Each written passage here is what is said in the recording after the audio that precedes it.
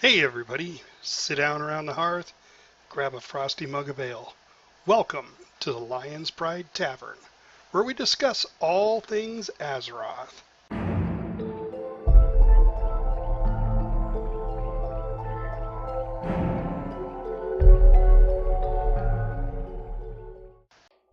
Episode number 20. Hey everybody, tonight we have a very special request going out to Laureli from one of our fans, which I think we'll all talk about. Plus, we only did one night of raiding this week, and with three of the major players having internet issues at the exact same time, it made it a very interesting night. So let's start off with introductions. I'm your host, Fafford. I play a Dwarven Beastmaster Hunter in the awesome game World of Warcraft. Next up, we have Joe Bowie. Hi, I'm Joe Bowie. I play a Worgen Fire Mage. Next up is Laureli. Hi, it's Lorelei, your Fury Night Elf Warrior. Epistle is not here tonight. He is ill. But we have Tapachino with us. Hi, this is Tapachino, and I am a Resto Night Elf Druid. Awesome. How did this weekend's raid go? We did only one night. Some of us had plans, so we couldn't do the second raid night. But Jobu, you want to kind of go over what happened? We continued on from the previous week because we wanted to get through Emerald Nightmare. Yeah, to move sure. on. Yeah. Yeah, we continued at the tree, and everybody was fantastic on the tree. Everybody performed really, really well. We one-shotted the heroic tree. I don't even like to try and pronounce the actual name of that boss. On our first try, we got it down, and it was not even like a close thing. It was really smooth. It went pretty easy actually, and everybody was doing what they're supposed to. That went great. We moved on to Cenarius. We would have had Cenarius down in the first pull on Cenarius, but a internet hiccup happened right towards the tail end of the fight, which caused a wipe. And then once internet was restored to like one of our main tanks, and Hunter and Shaman, then we had it back, and everybody, did exactly what they were supposed to do, and we took down Cenarius in our second attempt, which was our first attempt without people DCing from internet troubles. We moved on to try Xavius, and he proved to be a little bit more challenging. We were all very rusty on the Xavius fight, and we did not get very far on that one. I think given a second night, we probably would have gotten him down, but it was a little rougher than the first two bosses we took on. Well, and we did have a couple of new people that weren't quite used to raiding with us also. Sure. They did really well on the first couple, but on that last one, and then with the internet, I think we went down a couple of times there again. Just makes it so rough when all of a sudden the main tank's gone. Yeah. And it doesn't do the group any good at all. And even with the new people, I mean, we've got the calls down for the tree fight and the Cenarius fight down pretty pat. So I mean, it's those they don't have to wonder about a lot of what to do in those fights because it's called out throughout the fight. So I think that helps quite a bit. With the Xavius fight, it's more of there's quite a bit less like calling out exactly what everybody has to do because it's just so complicated on that fight anyway. People pretty much just need to know their jobs, and that's harder for people who are new to it. Yeah, but I want to give a great hearty Yahoo to everybody because we went from our very first pull of the season, which was on heroic, and, good old days. And then went through normal and got all the way through, did them all. Then we started again with heroic and then bounced to TOV and got through first two bosses. Did we ever go to the third? Yep. We did not attempt the third. No, we have not tried that one. Yeah. So and then went back and finished the rest of the bosses and got all the way to the end boss in heroic. I think this group is amazing. So hats Oh off yeah. to everybody, especially our guild and raid members that are listening. You guys are doing fantastic. Love y'all. You're fantastic players, and you just do a great job. So, Lorelei, you got anything you want to comment on this Friday's raid? No, I think we did a good job on it. A really good job. We did have some trouble with pronouncing his name wrong, Grarm, but that's to be expected on that fight because there's so many things you have to watch out for with him jumping around that it's just getting used to it. And once you get used to it, he's really fun. That's probably my favorite fight in that one, even though there's only 3 bosses. I like that one the best. All right, Tappuccino. Well, I didn't get a chance to do the second boss in TOV. I had plans, or I forget what was going on that night. Oh no, you did it. You just Oh, don't say it. No, well, yeah, and kept dying. Although I think I know why. But you guys had gone the next weekend, and I wasn't able to attend that one. And, yeah, so you never really got him down. But we were talking about the second boss earlier, and Lorelei and I, and it seems that if you don't try so hard to get out of his way, it might be easier to make it. At least that's what I've maybe have noticed. But as far as like the heroic Emerald Nightmare, what a damn good time. It was great getting all those bosses down in heroic, and we're now at the last boss, Xavius. And I know we'll get him down once, or her, I don't know if it's a male or female, but once we get into the Nighthold raid for a little while, I'm sure we'll be going back to take him down. Yeah, I think Xavius was just a matter of getting the ad, the big ad positioned right. And I have to apologize to Epistle because he was asking me, well, where should I be putting that ad? And I said, well, move him off to the side of the boss.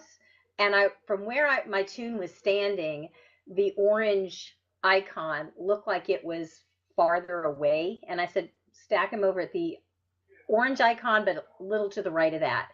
And when I got around there to fight the ad, it's like, oh, either the boss moved because they were right there together. And I'm like, oh, that's still too close. And it's just a matter with that big ad of keeping him away from the boss because people are taking too much damage with him being stacked on the boss like that. Yeah, it's also a little tricky with, the dream state, especially when you're healing the tanks, is that, healers have to be very coordinated, and only people that are in the dream state can dispel. And what we do is we have the tanks tell us when they want their dispel, and we take turns, whoever the healers are in the dream state do that. So there's a lot of coordination there, I think, between all the classes, tanks, DPS, and heals, and I'm sure, we put our minds to it and have a little more time, we'll get them down. Yeah, and I'm going to chalk up that whole last fight from just the fact that we hadn't been there in a long time. Because I remember when we first got to him, we had a couple of pinch hitters that came in and they knew what they were doing and they helped us out and they showed us exactly what to do on that fight. And that was quite a while ago. That was weeks ago.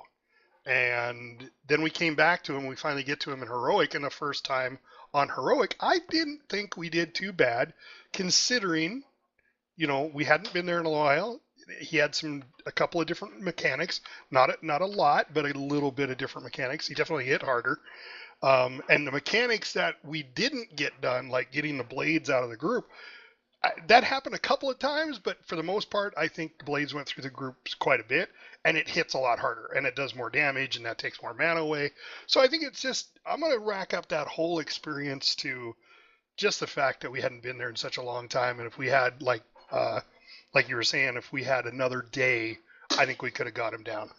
Yeah, I think it came down to, people hadn't had a lot of experience. I mean, we only did Xavius a few times, and then we switched to doing heroics and TOV, and or Trial of Valor, and then like when we got back there, I mean, we're all really rusty on the mechanics, and uh, people on top of that, we also had 715 drop this week, and so people were also still getting used to the changes in their classes. All right, so that brings up an interesting question that I did not write down for us. What was, out of all of these fights that we've done, because we're going out of Emerald Nightmare now and we're going to go into Nighthold, which was your favorite boss and why? Joe Bowie? My And favorite boss. maybe even on what level? You know, whether you liked it on normal better than heroic. Yeah, I'd have to say, thinking about what's my favorite, is I really liked the Odin fight. And we didn't try that on heroic, but I really liked the Odin fight because not only are the phases very different from each other in that one, but there's jobs for everybody kind of thing, and I like that about a fight where it's not just the DPS have to just DPS. They don't have to do really super specific things, and I really liked that. That we get the little dudes that we have to take to the runes, and then we have to go to different sections of the floor and another part, and the beginning starts off against mini bosses, and we have to balance out the damage on those, and then Odin comes out and we're dodging stuff and we're still dragging stuff around, and it was it was a nice balance of complexity and challenge, and I found it to be an interesting fight and one that I really enjoyed a lot. Yeah, I agree with you on that. On the majority of it, anyway. I do like the complexity but it's not too complex. Lorelei, what about you? In Emerald Nightmare, I think my favorite fight. I've got a couple. I like Xavius on normal and heroic. I really liked all the ones on heroic, except for not Xavius. I'm sorry, Cenarius. And I liked all the levels on Nathandriel and Ursoc. Those are my three favorite ones in Emerald Nightmare. And I really like the Gorm fight. I think it's really cool where you have to move into the colors and then you have to make sure you can get around him. I like it. I've done it on DPS and on ranged, and I must say I prefer melee much, much better for that fight. But I just like it because I think that's a fun fight. Okay, yeah. Tappuccino? Oh boy, what a rough question, or tough question. They're just all so much fun. I really like all of the fights. I particularly like heroic better. I like the challenge, and it's just so exciting when you get them down in heroic. But I have to go with Joe Bowie on Odin. It's so, as a healer, it seems to get the healers more involved in the fight. You can still get the runes on your head and run. You have to run to the right rune and and say, hey, there's a healer on this rune, and you get people to come help you out. The complexity is a lot of fun. It's not too complex like you were saying, Bafford, but at the same time it's enough to keep you interested and keep you on your toes. So it is a lot of fun. I would have to agree that that is probably my favorite, but it's very, very tough choice. There are so many good ones. See, and I'm going to have to go with the spider boss because I really sucked at it. I mean, I think out of, I'm going to say the 10 times that we took this boss down, I only took it down twice. So my percentage is really terrible with that boss. And I like that. It's a challenge. And I don't know, I've got to say it's probably just me, and I had a mental block on why I couldn't get it. But that dang bridge, you're going across that web bridge, and it's really skinny at one end and it widens up at the other, and you think you're going to fall off, but you really don't. But then here comes the tornado, and that tornado is just, it's the devil in disguise, because I would hit it no matter what I did. Well, all except 2 times. I'd hit it every time, and I'd die right after the first platform. I very rarely made it through to the fight. I did announce every time I did, though, but I think that was only twice. So I'm going to have to go with the spider boss personally because I just need more practice on it. Yeah, you have to learn the tornado dance. That's for sure. Yeah, and in that fight, I think we did it 9 times, or we got 9 kills at least on that fight. And as far as the most exciting wins, I think that takes the cake for me. Like the kill, just because I think the first time we killed it, there was like 2 or 3 of us left, and we were just pouring our hearts out at it, just doing everything we could to survive, and it was just such a close shave, and there was the cheering from everybody when we actually downed it. So that's a close second for me. I mean, as far as the actual experience of taking down that boss for the first time, I think was pretty exciting and pretty awesome. Yeah, that was a lot of fun, finally getting it down. Yeah, we had a really close call on that one. Like you were saying, Joe Bowie, having got it right down to the last 4 people or 3 people, whatever it was. Yeah, I think it was probably the most rewarding kill, as far as like I wanted to like stand up and cheer, Yeah. Well, Emerald Nightmare's in the past, and Nighthold is on the horizon. When is Nighthold coming out, Joe Bowie? Next Tuesday. That would be let's see here. The date on that is we got Tuesday, the 17th of January is when that's coming out. Yeah. So I've already posted it on Open Raid.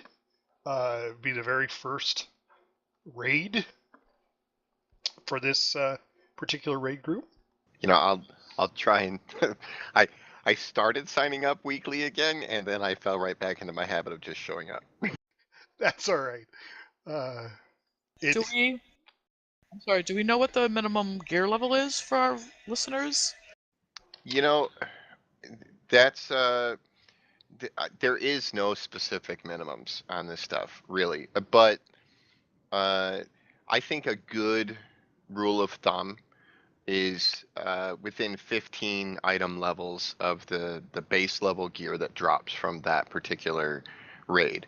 And if I'm not mistaken, that one starts out at 875, and chances are, I would say 860 is a safe bet. You could probably squeak by and do decently with 855, but I would say 860 is about what players would want to shoot for to be pretty comfortable taking on normal. Yep, and that's exactly where I set it on Open Raid, was at 860. I was going to go with 865, but with discussing it with the main tank and the other co-raid leader, we opted for 860 just to make sure we could get everybody in there. But I think 860 is about bare minimum. Yeah, but I've always felt in most raids, 15 item levels, and this goes for dungeons too. If you're within 15 item levels of what drops in that instance, you're probably okay. Yep. So all I got to do is say to our raid members who are listening, make sure you get out to Fat Boss TV and watch those videos so you get an idea of what's coming.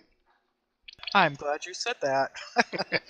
You know what I'll be doing in the next couple days. I've been doing my usual thing where I read like out of the adventure guide what it describes, but I never watch the Fat Boss video until after we've done it the first time, just because I like that newness experience. To me, it's like reading the synopsis for a book on the back of the book before I read the book, and that just is like a no for me. I don't like watching previews for movies. I don't want to know what happens in the book. I don't want any spoilers. But for a lot of people, it's very helpful to take a look at those fights before they begin. Yeah, I like to take a look so I can, know what kind of damage the raid's going to be taking, and what kind of healing is going to be expected of us, and kind of when. Yeah. Although, like I said, you really don't know until you've done it. What about Laureli? You gonna cheat? I definitely have. I've watched the first one, the spider, or not the spider, it's a scorpion. I've watched that one. I'm going to go back and watch it again. I usually try to do the first 3 because with our raid, we're encouraged to do that with our guild. Just because I want to know, is there something special I need to make sure that I don't stand in? With the Scorpion boss, it's going to be really important that DPS does not stand in front of the boss. So those are things I want to know before I go in there. Yep. Sure. And we always appreciate you when you come in with your wisdom from your other raid group too. I'm gonna let you know we'll Absolutely. be doing that on Tuesday. You know, I wonder. I'm curious because the first boss, he's a scorpion, but his name, which I hope I'm pronouncing this correctly, looks like Scorpiron, right? Which is just a little bit of a change. You'd think they could get a little bit more imaginative with the name, but Scorpiron, I guess. Well, if I was working at Blizzard and my boss walks up to me and goes, "Come up with a good name for that scorpion," I don't know if I could or not. Yeah. I mean, Tails? tails. I mean, and that kind of leads me into one of the things I wanted to talk about. So, Laureli had posed this question a while back about unusual facts about World of Warcraft, and she'd made mention that they make a lot of little, I don't know what you'd call them, little jabs at shows. There's the Robin Williams. They're homages. Yeah, they're homages. Thank you. That's a very good word. They probably invented it for that particular reason. But so, Laureli, you had mentioned that you had a couple unusual facts about WoW. What were those you were talking about? Okay, well, just as you said that, I'm quickly writing things down because I'm at a friend's house. I have one piece of paper in front of me, and I'm like, oh no. But I did find out some unusual things, and one is that on the Alliance side, the human race is the most popular, and I would never have expected that at all. And with the US and European servers, Alliance is the most popular. And I'm like, where are they at BlizzCon? Because when they say, yay, go Horde, the building comes down. And when they say, yay, go Alliance, you hear like clap, clap, clap, clap, clap. And the Horde gets the free motorcycle. And I'm like, wait a minute, then that doesn't make sense. But I thought it was interesting that, there goes the normal human is more popular and Alliance is most popular, but maybe there's other big servers that, have more people than the US and Europe combined. But I thought that was interesting. I think I know why humans most popular on Alliance side, actually. It's because humans got the reputation bonus. And I know that a lot of people, at least most of the people that I talked to that played humans, talked about that they had like a racial bonus of reputation gains is why they chose it. I personally only have one human toon out of all of the toons I've ever created in WoW, but that's because I liked playing fantasy characters instead of human characters. Oh, and speaking of the free Horde bike, I was Alliance and I still voted for the Horde bike because I liked it better. I did too, actually. Well, that's because it looked cooler. It was when cooler. You saw the two bikes, it was like, yeah, the Horde bike's awesome. Yeah, I watched the shows where they were designing those bikes, and I was like, oh, man. Yeah. I have to vote for the Horde bike now because it's so show cooler. Looked a whole lot better than the one that showed up in the game. I'm like, that's not the same one. Yeah, it was pretty close though. I mean, it was and it was just cooler, and everybody knew it who was on the show, who was looking at the two bikes, and they're like, oh, I have these two bikes, and I was like, the Horde one is so much cooler. Why didn't the Alliance guy make a cooler bike? He could have done so much more. I just saw an Alliance bike the other day, and I go, oh my god, it's just ugly. They still look like a little motorized ant to me. Yes, they're too insectile. Yeah. Not cool at all. Let's talk about 7.1.5 changes, the stuff that you've seen in your character, and then we'll lead into Laureli's special request. So, Jobui, tell me what you saw with the mages.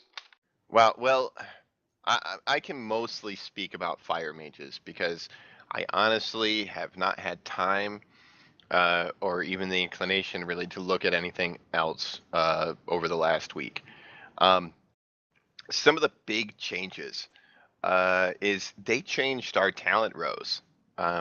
They gave us some new talents.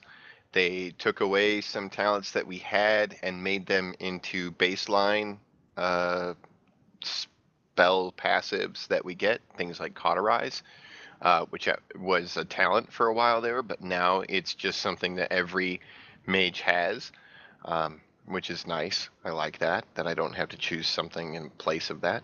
Uh, they've rebalanced everything. They've changed up our rotation.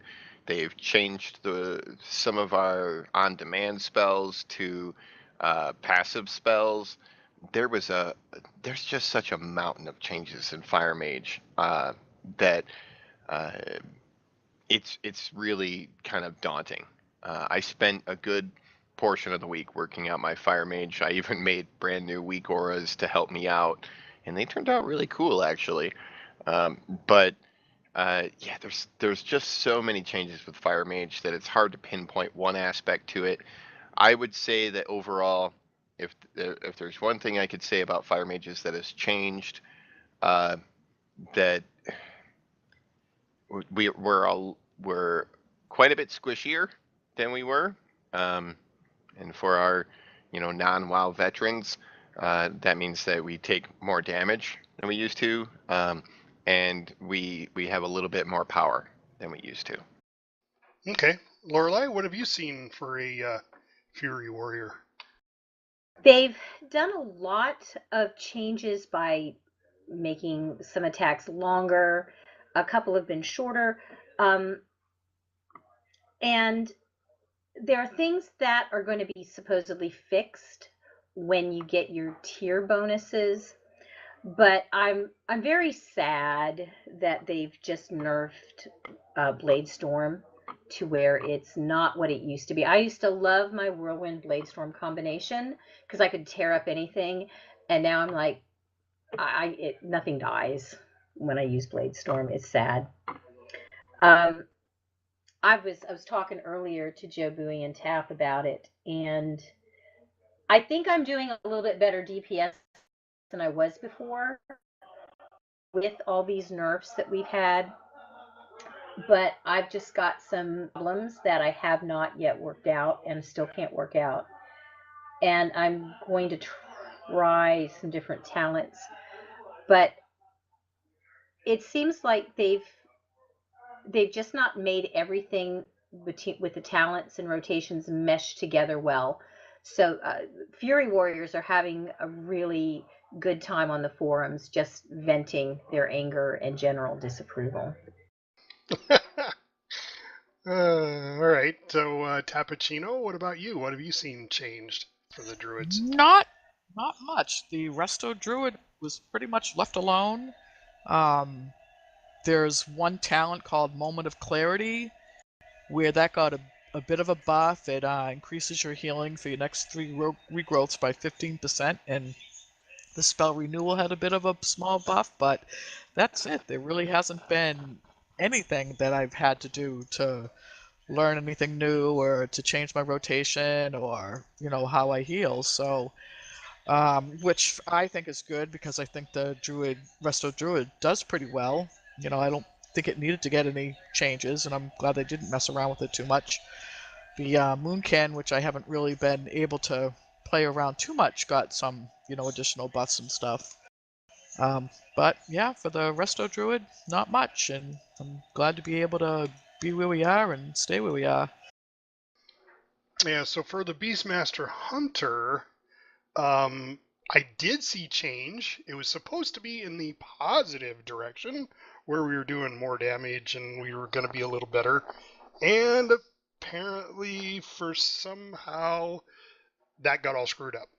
And we went the opposite direction. So I literally watched my DPS drop even lower, and I was even lower on the DPS meters this Friday. And I was trying everything I could to keep up there where I normally was at. So now I do know Joe Bouya, I think actually mentioned this, that they do know it was a problem and they are trying to fix it. So I'm hoping that comes out in this Tuesday's patch. But it does. Yeah. The hot fix is scheduled for hunters for next Tuesday. Nice. So I'll be looking forward to that. So I'm not going to talk too much about the Beastmaster hunters because if they screwed it up, I don't want to, I don't even need to go down that road because they're going to change it anyway. So I'll talk about that maybe in the next podcast. But so Laureli got a special request this week from Here's Maul, and he's a Fury Warrior. And basically what he said was that he's in Heroic Emerald Nightmare, and he doesn't know what he's doing wrong. He's 869, barely pulling 300k. And I was thinking to myself, that's actually pretty good. That's about where you should be, isn't it, Laureli? Yeah, I'm going to say he needs to talk to me about what he's doing right, because I can't get to my tune right now, but I know I'm at least 876. And if I could pull at least 300k, I would be dancing on the ceiling right now. Well, here's the I know thing that too. Bronze is doing that with single target. Now my single target is driving me crazy, but my AOE is, I'm pretty happy with that. But yeah, if he's doing that, you're doing great. You're doing absolutely great. I should be doing 400k is what I should be doing. If he's doing 300k on single, then I would think he's right where he's at. But if he's doing 300k on multiple, that could be an issue. That would be a problem, yeah. Yeah. So, and he says he's watched rotation guides on YouTube. He's looked at Wowhead and Icy Veins. But why don't we just each make this a question for ourselves, talk about our rotation a little bit and how you play things when you do it. Laureli, since we're on you, we'll go ahead and start with you, and then we'll back up to Joe Bouya. So, Laureli, just give us kind of a brief outline of the way your rotation goes. Okay, well, since he's looked at Icy Veins, that's pretty much what I'm doing right now, is starting off with a combination of attacks with Avatar, Dragon Roar, Battle Cry, and Odin's Fury being the first 4 things I do. And once those kick in, then I can go with Rampage and Bloodthirst. And you can just keep using those over and over again. I've been using Whirlwind in between when either of those are on cooldown.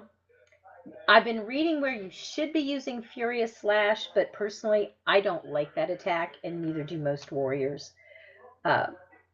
I would like to spec into Whirlwind because it gives you more damage. That was actually one thing that they improved on, from 200% damage when it procs to 250% damage.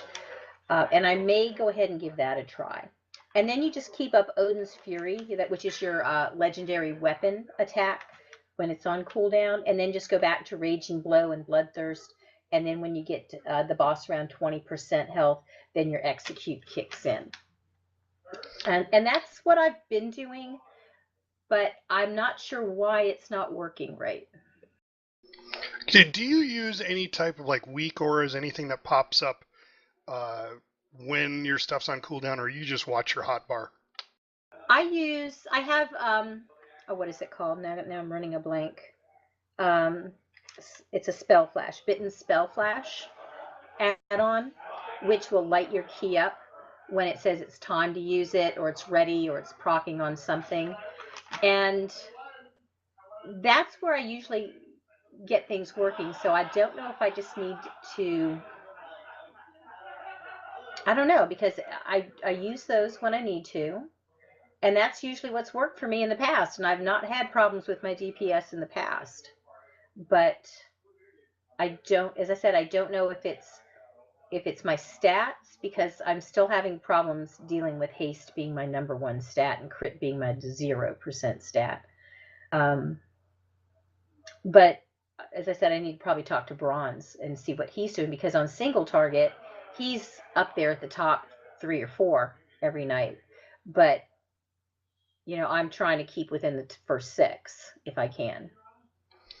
So I'm not sure what I'm doing wrong with my single target. Okay. Well, I think Bronze has really been working on his, and I wish Epistle was here to verify this, but I know he's been running another group. Sounds like a pretty high-end Emerald Nightmare group that has been coaching him a lot, which I think is great. And I know his item level is way up there too. And that has a lot to do with it, is your item level. I can't stress enough, maybe we go back to our add-ons a week, but I can't stress enough. You've got to use pawn, and you've got to get your weight stats set correctly for pawn. So that way, when you see a piece of gear come up, you know it's the better gear that you need that's going to give you the right stats, what you need, where you have your cap levels set. Now, I know that's a lot of lingo there, but it's not difficult. It's basically a group of like with hunters agility, you want it to get to a certain point, but not above that, because then it's a waste. So you don't want to put a lot of stuff into that. You want to put it into other things too. That's basically what weight stats are. And then the other thing is, I really like weak auras. It's a little bit of a pain to set up, but there are a lot of people out there that have already set these things up for you. I like it because instead of it being on your hotbar, it flashes right in the middle of your screen that this shot is ready to be used. And when you use it, it disappears. And then when it's coming back up, it's got a little countdown, 3, 2, 1, it's back, and I can hit it again.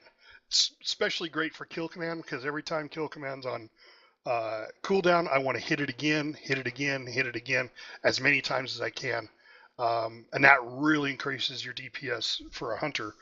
But I know they have the same kind of things for weak auras for all classes, from the mages to the warriors. So, and speaking of wages, yeah. Well, it's like I said, it's not easy to set up, and everybody plays different. So when you're out looking for the specific weak auras, you got to make sure it's in a play style that's you're familiar with, because it does have a little bit of programming to it, sort of. You got to know when to turn stuff on and turn stuff off. There's a lot of switches and buttons and stuff that'll do different things. But weak auras is a very, very powerful add-on. I recommend highly if you want to use it and kind of go with the autopilot type mode. But I don't know who else uses it in the group. Joe Bowie, do you use weak auras at all? Yeah, absolutely, extensively. I use it a lot. But I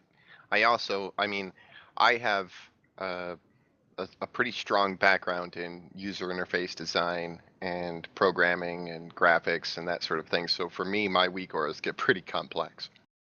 Yeah, I imagine. I can't imagine the guy who first started it, what he was thinking. It's like, let's make the most difficult thing out there and let everybody use it. So, Joby, let's talk about your rotation. Okay, so my rotation. All right, Fire Mage's rotation is a kind of an interesting one, because it's a very dynamic rotation. There isn't I don't think that there's like a specific, like, you have to do this right now. It's more situational. I usually start off the fight the same way, though. At 5 seconds before the boss is going to be pulled, then I drink my potion. I usually use Potion of Prolonged Power because I'm too cheap to buy the expensive ones, which would be Deadly Grace. So I drink my potion. And then at 4 seconds, I start a precast of Pyroblast. That means that just as the tank is going to pull the boss, my Pyroblast is going to go off and hit it. Now, at that point, I usually will pop my combustion, because my Pyroblast most of the time is going to crit. Not all the time. I have a pretty high crit rating. So I pop my combustion, and then at that point, it's changed a little bit because fire mages have changed a little bit. We had a spell before that allowed us to generate more charges of Fire Blast. That's been turned into a passive. The actual spell uh, is called Flame On. Used to be an on-demand thing. Now it's a passive. So we have a maximum charges of 3 Fire Blasts. So what I usually do is I hit it with the pyroblast. My combustion's going. If my hot streak comes up, then I will hit it with a fire blast, and then fire off a instant cast pyroblast, and then I will hit it with a phoenix flames, which is off of our artifact weapons, which we also have 3 charges of, and then I will hit it with a fire blast, and then I will hit it with another fire blast, and then phoenix flame, intermingling pyroblasts into between these, because every time you crit when you have a heating up, then you'll get another instant cast pyroblast. So it's a matter of trying to keep as many instant cast pyroblasts up as I possibly can. But there's a caveat, and that's I just got a Marquee Bindings of the Sun King, which is the legendary wrist item for fire mages. It's largely considered to be one of the best legendaries for fire mages DPS wise. And that is the proc on that. Basically, it's a 15% chance every time I fire off an instant pyroblast that I will get a uh, 300% increase to damage to my next hard casted pyroblast. Now, a hard casted versus instant casted means that I cast it without the proc, so it has to go for however long my casting time is. Currently, with my haste, it's at 3.9 seconds. So rather than casting the pyroblast instantly, I'll cast it with 3.9 seconds. But it's worth it, because if it crits, I've seen it do as much as 2.8 million damage in a single hit with that one. So if that procs, then I stop charging up my heating up into hot streak, and I start to fire that off. I know I know that this sounds really complex. It's because it is. And in the middle of that, I'm also dropping, like once I run low on the ability to get my hot streaks up, I've turned my heating up into hot streaks, and I've run out of fire blasts or phoenix flames. Somewhere in there, I'm gonna drop a meteor, because I'm spec'd into meteor as one of my talents on the boss, and I'm gonna fire off my neck piece, which is the crafted neck piece, which has a spell that does damage, and then I'm gonna go into the rotation of basically trying to turn any heating up into a hot streak, so I can fire off another pyroblast, looking for any more of those procs of my bracers, so I can cast a big massive pyroblast. I'm throwing Dragon's Breath in there every 20 seconds, as often as I can, which means that as a fire mage, I'm trying to stay a little closer to the boss rather than further away, because I don't have the headpiece that gives it extra range, so I need to stay fairly close. If I'm out of range and I have to stay out of range due to mechanics, then I just ignore Dragon's Breath. And then I have another legendary, which plays into my rotation as well.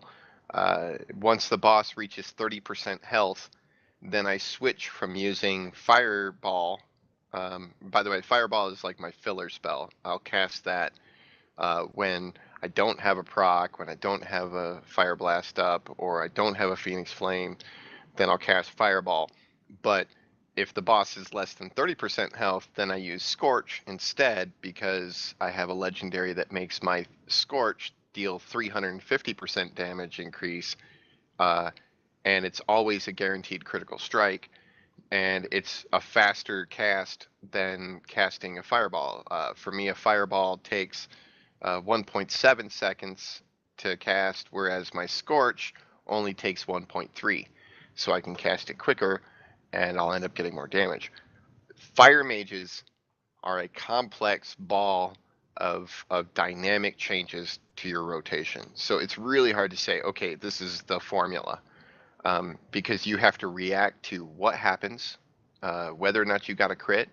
You have to pay attention to what procs you currently have up, whether or not you've got a heating up, whether or not you can turn that heating up into a hot streak, whether your legendaries are going to come into play. It's a very, very complex class to play, but I think that's why I really enjoy it. Yeah, thanks for that brief explanation. I'm so sorry. I'm so No, sorry. I love it. I wish there was a faster way. No, and I'm behind you 100% because I play my alts in Arcane, and it's the same way. There's just no set rotation. You got a few things you can constantly do, but it's all situational. You just got to know your spells. You got to know what they can do and know when they proc what you're supposed to do once one of them procs. Yeah, and like I look at some of the DPS like charts and information out there, and Fire Mage has such high potential. I mean, we could easily be getting up near the top on the charts, but at the same time, you can easily end up down low on the charts if you're not familiar with it, you're not comfortable with it. It takes practice. So if you're new to Fire Mage and you're struggling, just keep practicing. I've personally made a bunch of weak auras, like Fafford was talking about, that have visual things that come up on my screen right below my character while I'm playing, so I can see how many charges of Fire Blast do I have, how many charges of Phoenix Flames do I have, is combustion up or is it currently recharging, has my legendary wrist procced, is Fire Blast up, is Meteor up. All of those things show up for me graphically. Some of them even, I have them set up to make noises when they come up. Every time Dragon's Breath come up, it goes, like makes a big, like he's sucking wind in because he's going to blow out a Dragon's Breath. And then every time my Meteor comes up, I hear like a sonar type of noise. It's like a ping kind of noise. So I know that's up because that's new to me. I haven't used Meteor. I used to use Kindling. And so I'm getting used to that coming up. Plus, it only comes up every 40 seconds, so it's hard to pay attention to it.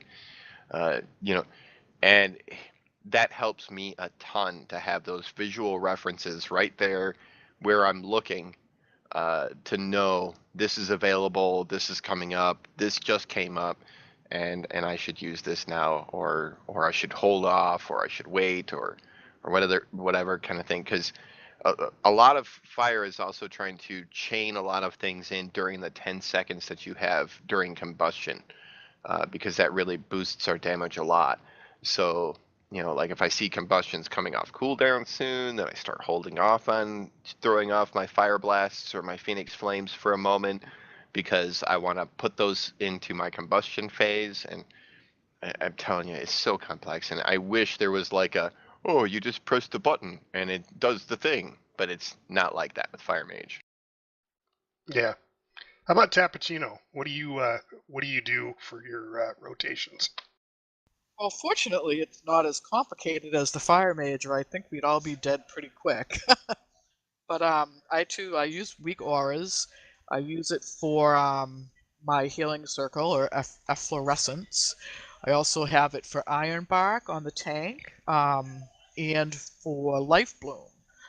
Basically, when you go in and start to heal, you're putting a lot of, Huts heal over time spells on people. You're using your rejuvenation. I usually will put a lot of those on people. I use Life Bloom on. We usually have two tanks. We have our tank and our off tank, and I'll use Iron Bark on one of them, and Life Bloom on the other. So they at least both of them get some type of, healing as well as the rejuvenation. They get that extra stuff going. On the Life Bloom, it's important for you, like I have that set up on weak auras, it's important to let that totally, run out before you hit it again, because when it does run out, when it does dispel, the target then is instantly healed for, another big amount, so it's important to let that go before you refresh it. There's also a talent called Flourish that I use, which extends the duration of all your healing over time effects on friendly targets. So if you've got, they have to be within 60 yards, but they increase that duration by 6 seconds. So if you've got a lot of rejuvenations on people and then you go and you hit that, then you get another 6 seconds, which can be really important, when there's some heavy damage going on. Tranquility is also a very important spell. You're going to use that when there's heavy damage. You want to coordinate that with your other healers. If you have other healers that have Tranquility, we have 4 druids that normally run with us, so we like to kind of coordinate that so we're not wasting Tranquility. It's a very powerful heal spell, and it AoE, it hits a lot of people at the same time. But basically, you're keeping Ironbark on the tanks, and your huts on various members of the raid. Druids aren't big burst healers. We use our spells to gradually heal people up and keep them up. Tranquility, I guess, is probably our most powerful one. That will heal a lot of people at the same time. So, it's not so much of a rotation, but just keeping huts on people, kind of knowing your fights and when to expect high damage so that you'll know when you want to coordinate your Tranquility. So my Innovate, I use that when there's a lot of heavy damage, so that you can use your big spells like your Regrowth, which is expensive, and that will help you save mana. Or if there's just sustained damage, I just use it every time it's off a cooldown. So basically, that's about the gist of it. Keeping your huts on, using your talents. Incarnation Tree of Life, for instance, is great when you have Hero that's thrown down, or just when there's more heavy raid damage. It increases all your spells and grants you protection from polymorph effects and such. It's a 3-minute cooldown, so you can use that, quite often. It lasts 30 seconds, so it lasts a long time. Now, I use Icy Veins. That kind of gives you a great idea of, what to expect from healing. Wowhead as well. They do have some good tips and some good guides, just to get a general sense of healing. do you use weak auras? It's very useful. You can find strings for weak auras. I think Noxic or Reddit may have those. Is it Noxic? Where you can look up weak auras for such and such a spec, and you can copy and paste those strings into weak auras, and then you can manipulate it or reconfigure it so that maybe it's flashing. Like Jobui's got his verbal warnings, or you might have you know whatever coming across your screen, whatever works for you. But it is very highly adaptive, that you can change a lot of the stuff around. But to get a basic with the strings, you can usually Google it and find some strings that'll be helpful for you to use. Wowhead also has programmed in weak auras for pretty much every spell, where over on the right hand side of the screen when you go to a spell, if you look up a spell on Wowhead, there will be like a weak auras thing where it will give you an export string that you can import into your weak auras in WoW, and it will give you a base in there. Plus, weak auras also has templates that are pre-designed for most of the spells and abilities that most characters have that are built into it. So it kind of pre-programs the stuff for you, and then you can customize it as you like. Nice, I didn't know that. Check that out. Good information there, really good information. I hope that answers our listeners' question. And speaking of listeners, we have this last week we had 184 listeners just from Podomatic, and another 908 from all the unique feeds, which is iTunes, Google Play, and YouTube. So, and yeah, so we're approaching 1,100 listeners a week, and that's for the week. That's not overall. That's for this last week for our last That's podcast. Great. That is awesome. Thank you, listeners. I'm glad you find us interesting. Keep telling your friends. And keep those questions coming. Here's Maul actually posted that on YouTube. under the podcast there, where our featured artist Donna Bell did. I think she did Dorn this last week, one of our Beastmaster hunters. Yeah, So she did a pretty good picture of that. Yeah, and I will try to keep up, and if I figure out what it is, I was taking some little notes here about things I want to go in and change and try out. I will definitely let him know somehow, either through the podcast, or I'll look him up on Battle.net and try to stalk him a little bit. You heard it here first.